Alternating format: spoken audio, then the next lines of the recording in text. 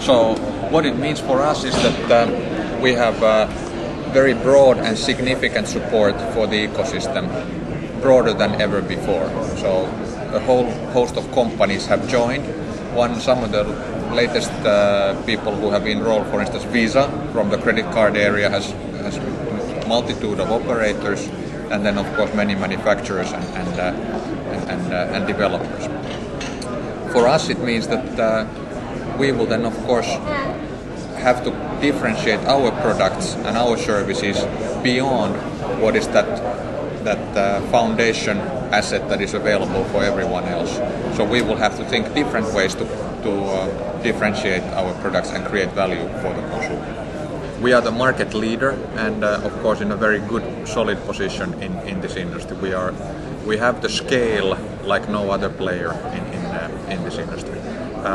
We also are thinking that in this type of a situation, what generally tends to happen is that consumers, if you think of consumer demand, whilst the demand may be lower, consumers in general are looking at stronger brands as sort of a safe havens. So when you have less money to consume, you think very carefully about what you're going to buy, and normally you don't want to take additional risk, so you go for the well-known names. We have different kinds of competition. We have a sort of a older companies that classically were our competition, and definitely also new types of competition in the form of Apple, RIM, Google as well. But it's also important to note that we are working actively and sort of in a co-opetition with many of these companies, so cooperating and competing at the same time. A good example might be how we are very successfully at the moment cooperating with Microsoft to provide email solutions. So all the active sync email users are able to utilize then the Nokia smartphones to access their mail. This is fairly recent development. We are in a very good harmony and a good position with mobile operators and working together there.